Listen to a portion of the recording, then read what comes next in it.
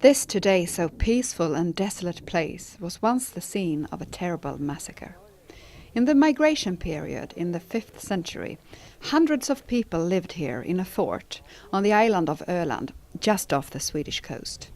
One dark night, when they were fast asleep behind the high walls, doors suddenly burst open. I think they were surprised. And there are so many bodies, and 2 of them are lying by the door as if they were running for the door and people were coming in. And they're lying very close to each other.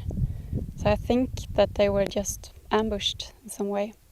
And then people were running into the house, trying to kill them, and they almost didn't have a chance. In a house of 62 square meters, the archaeologists found at least 5 dead people, all victims of a sudden death.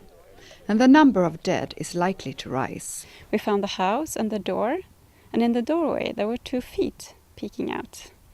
So we decided to make another trench the year after and follow the feet and found the first body, a man lying on his back that had some sharp force trauma to his head and his shoulder, and he had obviously been killed. The archaeologists from Kalmar County Museum and Lund University seem to have found a frozen moment, a Swedish Pompeii. 1,500 years ago, the fort was a lively place with guards patrolling the high walls. In the middle of the courtyard there were many small houses with 1 family in each. In the outer part, close to the walls, there were houses for food supplies and stables for animals.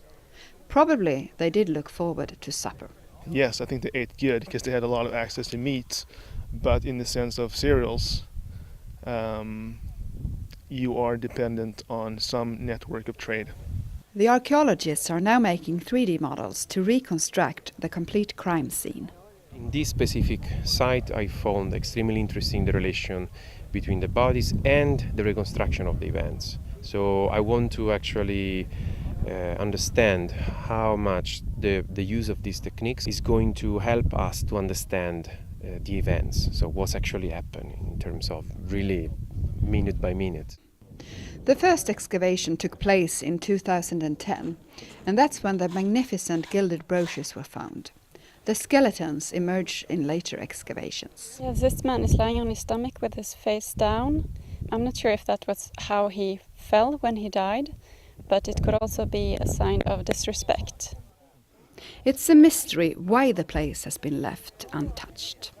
It's such a terrible massacre that, it completely destroyed the fort and everything in it. I don't think anyone dared to go near it for a very long time. It's more of a frozen moment than you normally see in archaeology. It's like Pompeii. Something terrible happened and everything just stopped. It's pretty much just a day in a life in the migration period, and that's completely unique. And we have nothing to compare it with, actually.